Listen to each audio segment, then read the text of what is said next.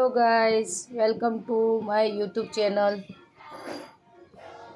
આપણે બનાવીએ છીએ રસાવાળું બટેકાનું શાક, જે ફક્ત 10 મિનિટમાં બની જશે।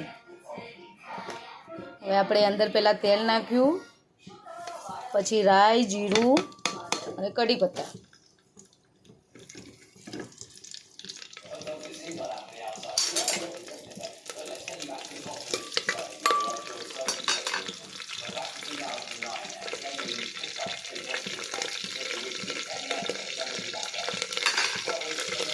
હવે જે સતળાઈ ગયું છે તો આપણે ચપટી હિંગ નાખશું, કે જેથી બટેકાનું શાક ખાઈને લોકોને ગેસ થાય છે એ થાય નહીં સમસ્યા।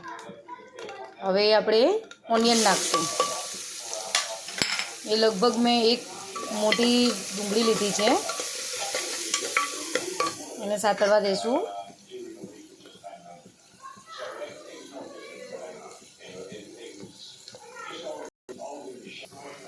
તમે જોઈ શકો છો કે ડુંગળીનો કલર ચેન્જ થઈ ગયો છે, તો આપણે નાખશું ટમેટાની કટ કરેલા છે, સોરી। હવે ગાઈસ મરચું, ધાણા જીરું, ગરમ મસાલો, હળદર એ બધું આમાં આપણે એક સાથે નાખશું।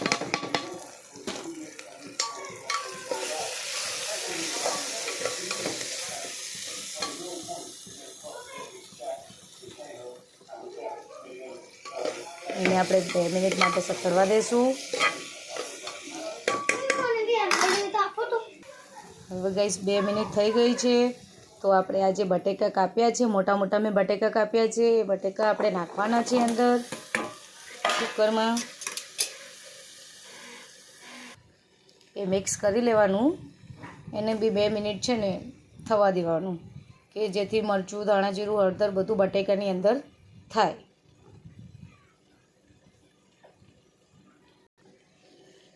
હવે આપણે છે ને અંદર પાણી નાખવાનું છે।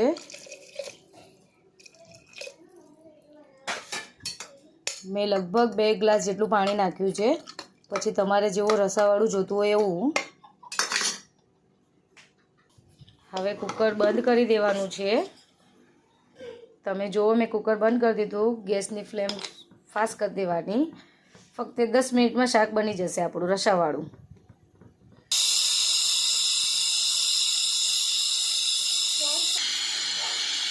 ગેસ બંધ કરી દીધો છે, આપણે વરાળ કાઢીએ છીએ।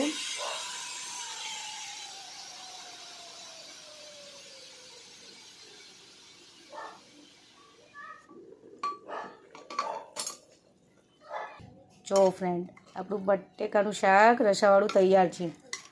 હવે એમાં છે ને થોડી કસ્તુરી મેથી નાખવાની, 1 ચમચી જેટલી, એટલે શાકનો સ્વાદ ઓર ટેસ્ટી।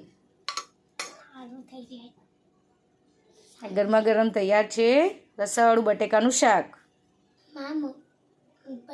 આ રસાવાળું બટેટાનું શાક તમારા ભાઈ હોય તો મારી મમ્મીને લાઈક કરો, સબસ્ક્રાઈબ કરો અને કમેન્ટમાં બતાવો કેવું લાગ્યું।